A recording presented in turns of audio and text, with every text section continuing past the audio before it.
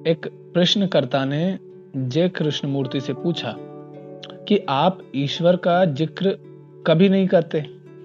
क्या आपकी शिक्षाओं में उस ईश्वर का कोई स्थान नहीं है? तो कृष्णमूर्ति क्या कहते हैं उससे? कृष्णमूर्ति कहते हैं कि आप ईश्वर के विषय में बहुत चर्चा करते हैं ना। देखते हैं हम, जिसको देखो वही ईश्वर की चर्चा करता रहता है। हमारी जो किताबें हैं वो सब इसी ईश्वर से भरी हुई हैं, जो ग्रंथ हैं सब कुछ। और उसी ईश्वर के नाम पर आप कभी गिरजे बनाते हैं तो मंदिर बनाते हैं, और उसी के नाम पर आप त्याग और बलिदान करते हैं। आप उसी ईश्वर के नाम पर पूजा पाठ करते रहते हैं, अनुष्ठान आयोजन ये सब आयोजित करते रहते हैं। और आप ईश्वर विषयक जो बातें हैं, जो धारणाएं हैं, उनसे भरे पड़े हैं या नहीं है? यही करते हैं ना। जहां देखो वहां हमने ईश्वर ईश्वर लगा रखा है, चाहे घर हो या मंदिर हो या बाहर कोई जगह हो, हर जगह। चाहे किताब हो या जिसको देखो वो मुंह पे ईश्वर ईश्वर करता रहता है, भगवान भगवान करता रहता है। तो जय कृष्णमूर्ति कहते हैं कि आप ये जो शब्द है ईश्वर, आप इस शब्द को तो दोहराते रहते हैं, पर आपके कर्म तो ईश्वरी नहीं है ना, या है? देखो ना, तुम जो लोग ईश्वर की बात करते हैं, ईश्वर के नारे लगाते हैं, उनका नाम जपते हैं, उनकी जिंदगी देखो।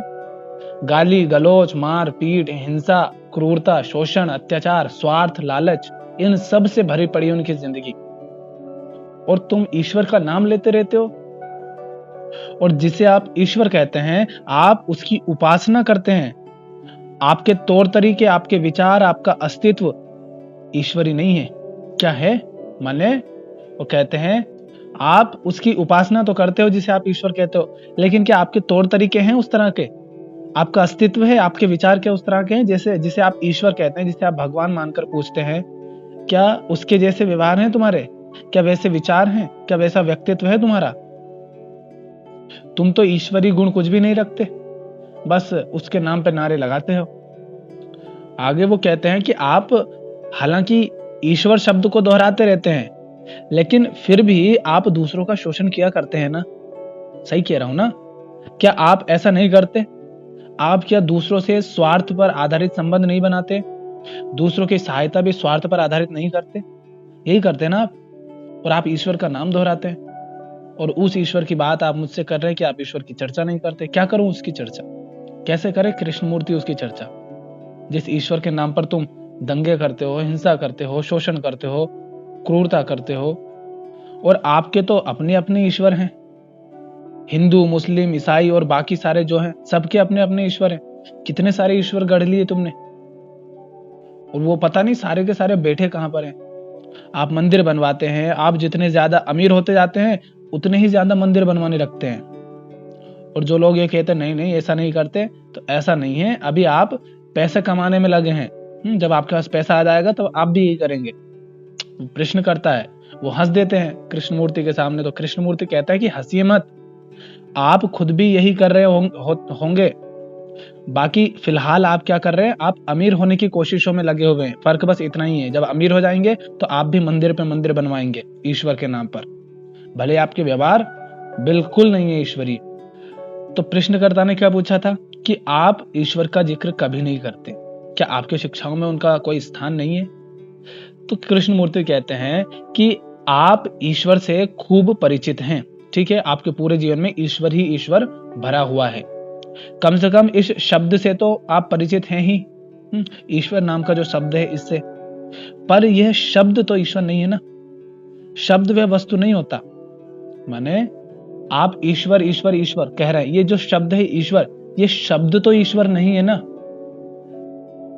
आप पानी पानी चिल्लाएं तो पानी शब्द तो पानी नहीं होता ना।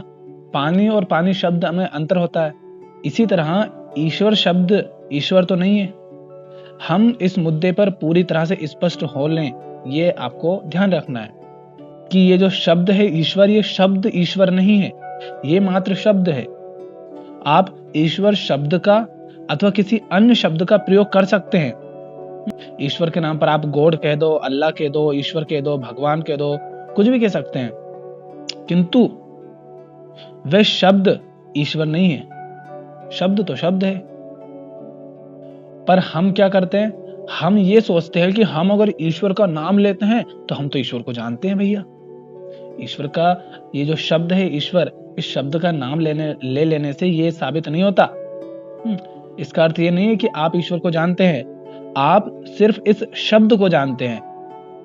और कृष्णमूर्ति कहते हैं कि मैं इस शब्द का इस्तेमाल नहीं करता। आप इस शब्द को जानते हैं, पर आप इसका अर्थ बिल्कुल नहीं है कि ईश्वर को जानते हैं। तो ये तो शब्द मात्र है, इसलिए मैं इस शब्द का प्रयोग नहीं करता, मैं इस शब्द का इस्तेमाल नहीं करता। इसकी बड़ी साफ वजह यह है कि आप इसे जानते हैं। वो क्या कह रहे हैं, आप इस शब्द को जानते हैं, इसलिए मैं इस शब्द का प्रयोग नहीं करता। और क्यों नहीं करता इस शब्द का प्रयोग? क्योंकि जो आप जानते हैं वह यथार्थ नहीं है। जिसे आप जानते हो वो सत्य नहीं होता है, क्योंकि सत्य को आप जान नहीं सकते। पर आप कहते हैं आप ईश्वर को जानते हैं, तो आप ईश्वर शब्द को जानते हैं, तो फिर वो यथार्थ तो है ही नहीं। तो जो यथार्थ है ही नहीं, मैं उसकी बात करूं ही क्यों? कहने का तात्पर्य ये है उनका कि जो ईश्वर शब्द है वो शब्द तो यथार्थ है नहीं। दूसरी बात, जो सत्य है, जो परम है, पुण्य है, पावन है, उसे जाना नहीं जा सकता। किंतु जिसे आप ईश्वर कहते हैं, आप उस शब्द को जानते हैं, तो वो आपके मन की परिकल्पना में आ गया। और जो मन के अंदर आ गया वो तो यथार्थ होता नहीं है, वो तो मिथ्या है, समय के अंतर्गत आ गया वो। तो कृष्णमूर्ति कहते हैं कि यथार्थ का पता लगाने के लिए, यथार्थ माने वो जो सत्य है, जो वास्तव में जो परमात्मा है जिसकी बात होती है, कि यथार्थ का पता लगाने के लिए मन की सारी जो मन की शाब्दिक बड़बड़ है उसका बंद होना जरूरी है। आपके यहाँ ईश्वर की प्रतिमाएं हैं, किंतु निश्चित ही वह प्रतिमा तो ईश्वर नहीं है ना। आपके यहाँ पर घर पर मंदिर में मूर्ति होगी, पर वो मूर्ति तो ईश्वर नहीं है ना। आप ईश्वर को कैसे जान पाएंगे फिर? जाहिर है किसी मूर्ति, किसी मंदिर के जरिए तो नहीं जान पाएंगे ना। ईश्वर को, वो जो अज्ञात है उसको ग्रहण करने के लिए मन को भी अज्ञात हो जाना होता है। क्या कह रहे हैं यहाँ पर कृष्णमूर्ति कि ईश्वर अज्ञात है, तो ये जो तुम्हारा मन है ये भी जब अज्ञात हो गया तब जाना, पर जब जाना तब जानने वाला नहीं रहा। तो ईश्वर को, उस अज्ञात को जानने के लिए मन को भी अज्ञात हो जाना होता है। यदि आप ईश्वर की तलाश में हैं, वो जो ईश्वर है यदि आप उसकी तलाश में हैं, तो आप क्या हैं? आप ईश्वर को पहले से ही जानते हैं। समझ रहे हो इसका अर्थ? आप किसी की तलाश कर रहे हैं, खोज कर रहे हैं, इसका अर्थ क्या हुआ? इसका अर्थ यह हुआ कि आप उसे पहले से जानते होंगे। हम उसी को तो खोज सकते हैं ना जिसको हम पहले से जानते हों, और जिसको हम जानते ही नहीं उसको कैसे खोजेंगे? तो कृष्णमूर्ति यही कह रहे हैं कि यदि आप ईश्वर की तलाश में हैं तो आप ईश्वर को पहले से ही जानते हैं। आप उस लक्ष्य से अवगत हैं जिसे आप तलाश रहे हैं। यदि आप ईश्वर को ढूंढ रहे हैं तो आप जानते ही होंगे कि ईश्वर क्या है, नहीं तो आप उसे ढूंढते ही नहीं। आप ढूंढ रहे हैं, इसका अर्थ है कि आप उसे जानते हैं। और जानते किस तरह से? वो कह रहे हैं कि आप उसे जानते हैं इसीलिए तो ढूंढ रहे हैं। तो आप उसे जानते किस तरह से? आप उसे या तो अपनी पुस्तकों के मुताबिक ढूंढते हैं कि पुस्तकों में जैसा बताया गया है ईश्वर को, जैसा उसका वर्णन बताया गया कि ऐसा है, इस तरह का उसका रंग रूप है, आकार प्रकार है, नाक नक्शे जो उसके बताए गए, तो या तो आपकी जो पुस्तकों में बताया गया उस तरीके का कोई होगा, उसे आप खोजते रहते हैं मन में, दुनिया में, हर जगह। या फिर अपनी भावनाओं के अनुरूप ढूंढते हैं कि आपने अपने मन से कुछ भावनाएं, कुछ कल्पनाएं कर ली कि ऐसा ऐसा ईश्वर है और ऐसा ऐसा होना चाहिए। तो क्या कह रहे हैं वो? पहली बात कि आप उसे जानते हैं इसीलिए खोज रहे हैं, और जानते कैसे हैं? अपनी पुस्तकों के जो मुताबिक जो तुमने ईश्वर बना रखा है उसे ढूंढते हैं, या फिर अपनी भावनाओं में जो तुमने ईश्वर बना रखा है आप उसे ढूंढते हैं। किंतु हमारी जो भावनाएं हैं वो क्या है? वो हमारी स्मृति की प्रतिक्रियाएं हैं। स्मृति की प्रतिक्रियाएं हैं भावनाएं। इसका अर्थ क्या हुआ? स्मृति माने वो सब जो हमारा अतीत है, जो हमारे अनुभव है आज तक के, अभी तक हमारा जो भी अनुभव रहा है, हमारा जो ज्ञान रहा है, हमने जो जाना है, जो समझा है, वो सब हमारे मस्तिष्क में सेव हो जाता है, उसे स्मृति कहते हैं। चित्त में, मस्तिष्क में जो सेव हो जाती है स्मृति के रूप में, जो मेमोरी सेव हो जाती है, हमारा जो अनुभव, जो अतीत, उसे स्मृति कहते हैं। तो हमारी भावनाएं तो उन्हीं स्मृति के आधार पर उठ रही हैं। माने भावनाएं जो हैं वो स्मृति के द्वारा उठ रही हैं, माने स्मृति की ही प्रतिक्रिया मात्र हैं, और हम उसी ईश्वर को ढूंढ रहे हैं जो हमारी भावना के अनुरूप है। तो ईश्वर है भावना के अनुरूप, और भावना है हमारी स्मृति के अनुरूप, और हमारी स्मृति है हमारे अतीत, हमारे अनुभव के अनुरूप। तो इसीलिए जिसे आप ढूंढ रहे हैं वह पहले से ही आपने गढ़ लिया है। गढ़ लिया माने उसके बारे में कुछ परिकल्पना कर लिए, कुछ बना लिया है कि हाँ ऐसा ऐसा है, या तो आपने स्मृति के द्वारा या फिर सुनी सुनाई बात के द्वारा, और फिर आपने उसको इस तरह से गढ़ तो लिया। तो जो पूर्व निर्मित है वह शाश्वत नहीं है, वह तो मन की ही उपज है। माने जिसे आप खोज रहे हैं वास्तव में तो वो अज्ञात है, किंतु उसके बारे में आपने पूर्व निर्माण कर लिए, पता कर लिया कि कैसा कैसा है वो। तो फिर ये क्या है? ये शाश्वत नहीं हो सकता, ये सत्य नहीं है। क्यों? क्योंकि ये मन की उपज है, और मन की उपज सत्य नहीं होती। तुम ये बताओ कि अगर किताबें नहीं होती, ये जो ग्रंथ और शास्त्र इन सब के नाम पर जो भी किताबें हैं, अगर किताबें नहीं होती, गुरु नहीं होते, और दोहराने के लिए ये जो सूत्र हैं ये सूत्र नहीं होते, तो आपको पता क्या होता? क्या आपको पता होता कि ईश्वर जैसा भी कुछ होता है, प्रेम जैसा भी कुछ होता है? कुछ पता चलता? आपको नहीं चलता। आपको तो केवल दो चीजें पता होती, दुख और प्रसन्नता। क्योंकि जीवन भर दुख मिलता रहता है और क्षण भर कभी सुख आ जाता है, उसे प्रसन्नता कह देते हैं। तो आपको सिर्फ दुख और प्रसन्नता का ही पता होता। लगातार दुख और परेशानियां और प्रसन्नता के कभी कभी कुछ विरल क्षण आ जाते। तो यही दो चीजें आपको पता रहती। इसके अलावा आप ईश्वर, भगवान, परमात्मा, आत्मा, प्रेम किसी की बात नहीं पता होती, अगर ये किताबें, ये गुरु नहीं होते तुम्हें बताने वाले। तो क्या आप अपने आप जान जाते इनको? पर आज जब आपने किताबों से सुन लिया है, गुरुओं से सुन लिया है, तो आप उसकी खोज कर रहे हैं जो उन्होंने तुम्हें पहले ही बता दिया है। अब जब तुम्हें पहले से ही पता है तो फिर वो सत्य कैसे हो सकता है? तो वो यही कह रहे हैं कि जीवन में लगातार दुख और परेशानियां होती है, और बीच बीच में कभी कभी प्रसन्नता के कुछ विरले क्षण आ जाते हैं। और तब, क्योंकि जब आपको फिर कोई और कुछ तो पता नहीं है, सिर्फ दुख और प्रसन्नता का पता है, तो तब आप जानना चाहते हैं कि आपको ये जो दुख होता है ये क्यों है। तब आप कोशिश करते हैं, तब आप पता लगाते हैं कि ये दुख क्यों है। पर आप ईश्वर में पलायन नहीं कर पाते, क्योंकि उस समय आपको सिर्फ दो बातें पता है कि दुख है और प्रसन्नता है। तो फिर आप ईश्वर की तो परिकल्पना कर ही नहीं पाते। लेकिन शायद आप दूसरे तरीकों से पलायन करते, और शीघ्र ही पलायन के रूप में देवताओं का आविष्कार कर लेते।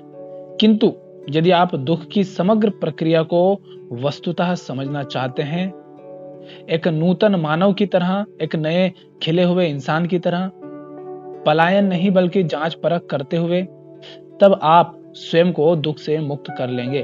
तब आप खोज लेंगे कि यथार्थ क्या है, ईश्वर क्या है। तो उनका कहने का तात्पर्य क्या है? वो कह रहे हैं कि अगर आपको किसी ने बताया नहीं होता कि ईश्वर क्या है, परमात्मा क्या है, प्रेम क्या है, तब आपके पास सिर्फ दो चीजें होती, एक दुख और एक प्रसन्नता। तो जब ये दुख होता है तो आप पता करने का प्रयास करते, कुछ भी करते, कैसे भी करके इस दुख का पता लगाते कि ये क्यों है। हो सकता है कि उस स्थिति में भी आप कल्पना कर लें, क्योंकि इसी तरह ये वाली कल्पनाएं भी गढ़ी गई हैं। तो हो सकता है तब भी आप कोई कल्पना कर लेते और वैसा ही कुछ कर लेते जैसा अभी चल रहा है। तो कह रहे हैं कि यदि आप दुख की इस समग्र जो प्रक्रिया है इसको वस्तुतः समझना चाहते हैं, कैसे? एक नूतन मानव की तरह। नूतन माने एक नया, जैसे कि उसे कुछ नहीं पता है, बस ये दुख पता है कि इसको कैसे, तो उसको जानने की अगर आप जिज्ञासु हैं, एक नए खिले हुए इंसान की तरह, माने जो अभी नया नया है, जिसको पता ही चला है कि दुख जैसी कुछ है, आप उससे पलायन नहीं करते, उससे दूर नहीं भागते किसी ईश्वर के नाम पर या किसी गुरु के नाम पर, किसी पुस्तक के नाम पर। दुख से पलायन नहीं करते, बल्कि उसे समझते हैं, उसे जांचते हैं, उसे परखते हैं। तब आप उस यथार्थ का पता लगा सकते हैं जो वास्तव में जिसे ईश्वर कहा जाना चाहिए या जो सत्य है। अगर आप अपने दुख की जांच पड़ताल करते हैं बिल्कुल निष्पक्ष होकर, तब आप उसका पता लगा सकते हैं जो यथार्थ है। पर जो मनुष्य दुख से ग्रस्त है वह ईश्वर अथवा यथार्थ को नहीं खोज पाता। यथार्थ को तभी खोजा या पाया जा सकता है जब दुख का अंत हो जाता है। अब आप सोच रहे होंगे दुख का अंत ही हो गया तो यथार्थ को क्यों खोजे? किंतु यथार्थ को तो तभी खोजा जा सकता है जब दुख का अंत हो जाता है, जब प्रसन्नता विद्यमान होती है और तुलना के रूप में नहीं, बल्कि प्रसन्नता विद्यमान रहती है एक ऐसे रूप में जहां ना तो कोई विपरीत बात है ना कुछ। प्रसन्नता का उल्टा दुख नहीं होगा, वहां प्रसन्नता ही रहेगी, वहां उसका कुछ उल्टा सीधा नहीं, मात्र प्रसन्नता। जब ऐसी स्थिति होती है तब यथार्थ को जान पाते हैं। तो इस तरह कृष्णमूर्ति कहना चाह रहे हैं कि आपने ईश्वर को अपने जीवन में, घर मंदिर में, दुकानों में, पुस्तकों में, हर जगह भर रखा है। आप उसे दोहराते रहते हैं, लेकिन वो तो मात्र शब्द है, आप उसे जानते नहीं, वो सुनी सुनाई बातें हैं। तो मैं उस शब्द का इस्तेमाल नहीं करता जिसका आप करते हैं। किंतु अगर आप समझें तो कृष्णमूर्ति अज्ञात शब्द का बहुत प्रयोग करते थे। उस अज्ञात शब्द का ही अर्थ है वो यथार्थ, वो सत्य जिसे आप ईश्वर कहते हैं। तो बात कर रहे हैं किंतु उस शब्द का प्रयोग नहीं करते जो मात्र शब्द है, जिसे आपने ईश्वर समझ लिया है, किंतु वो ईश्वर है नहीं, वो तो मात्र शब्द है जिसका ना आप अर्थ समझते हैं ना उसे जानते हैं, बस दोहराते जा रहे हैं और आप उसे खोजने निकल जाते हैं। जो अज्ञात है आप उसे कैसे खोज लेंगे? अज्ञात को आप नहीं खोज सकते, पर आप खोजने निकल जाते हैं। आप तभी खोज पाएंगे जब उसे पहले से जानते हैं, और आप अगर उसे पहले से ही जानते हैं तो फिर आप खोज काहे को रहे हैं? आप उसे नहीं खोज सकते। आप उसे खोजने जाएंगे, आप वापस लौट आएंगे, क्योंकि आप मन के क्षेत्र से, ज्ञात के क्षेत्र से बाहर नहीं जा सकते, और जो सत्य है, जो यथार्थ है, वो अज्ञात है। तो आप नहीं जा सकते, वो खुद आता है। जब आपका खेत तैयार हो, जब खेत तैयार होता है तो फसल उगती है ना, उसी तरह से आपके जीवन में लालच है, शोषण है, हिंसा है, क्रूरता है, अन्याय है, स्वार्थ है, ये सब तो भरा पड़ा है। जब तक ये है आपके जीवन में तब तक वो आएगा क्यों? तो इन सब से मुक्त रहिए। जब आप इनसे मुक्त हो जाते हैं तब वो आता है। वो यूं ही थोड़ी ना गंदगी में आकर बैठ जाएगा। अपने घर को तैयार करो। घर अगर तैयार है तो रास्ते पर चलता हुआ अगर वो निकल रहा होगा तो आपके घर आ जाएगा। खिड़की खुली रखो, घर साफ रखो, हवा खुद आएगी। उसका इंतजार भी मत करना, क्योंकि इंतजार करने लग गए तो फिर वो नहीं आएगी, फिर वो तो वही हवा आएगी जो आप जानते हैं, जो कि कल्पना मात्र है। तो घर साफ हो, दरवाजा खुला हो, खिड़की खुली हो और हवा खुद आती है। तुम्हारा काम है घर साफ करना और दरवाजे खुले रखना, क्योंकि अज्ञात वह है जिसकी सृष्टि मन ने नहीं की है। सृष्टि माने जिसका निर्माण, जिसकी परिकल्पना मन ने नहीं की है। मन द्वारा प्रतिपादित, सूत्रबद्ध नहीं किया जा सकता अज्ञात को। तो वह जो कि अज्ञात है उसके बारे में सोचा नहीं जा सकता। जिस क्षण आप अज्ञात के विषय में सोचने लगते हैं वह ज्ञात ही होता है। अगर आप सोचने लग गए तो वह ज्ञात के क्षेत्र में आ गया। निश्चित ही आप अज्ञात के विषय में विचार नहीं कर सकते। आप विचार केवल ज्ञात के बारे में कर सकते हैं। तो जो ज्ञात है, जिसे आप समझते हो, जो त्रुटियां हैं, जो कमियां हैं, जो दोष हैं, जो अनावश्यक है, जो व्यर्थ हैं, जो जीवन में शोषण का, क्रूरता का, स्वार्थ का, छल कपट का, लोभ का, क्रोध का, इन सब का कारण है, आप उसे समझते हैं तो उसे ठीक करिए। आप ज्ञात पर ध्यान दीजिए, उसे समझिए। अज्ञात को आप उसकी विचार भी नहीं कर सकते। तो अज्ञात अपने आप आता है जब ज्ञात को आप जान जाते हैं, क्योंकि ज्ञात को जब आप जान लेते हैं तो ज्ञात मिट जाता है और तब अज्ञात होता है। फिर आप उसके लिए ईश्वर शब्द कहें या ना कहें, इससे फर्क नहीं पड़ता, फिर सारे शब्द उसी से उठते हैं। तो जिसकी कल्पना नहीं की जा सकती, जिसके बारे में विचार नहीं किया जा सकता, उसकी बात करके कृष्णमूर्ति करेंगे भी क्या? वो तो तुमसे उसकी बात करेंगे ना जिसकी बात की जा सकती है, जिसके बारे में सोचा जा सकता है, विचारा जा सकता है। इसलिए फिर वो बातें करते हैं। इसीलिए प्रश्न करता, कोई ये समस्या हुई कि आप ईश्वर की बात क्यों नहीं करते?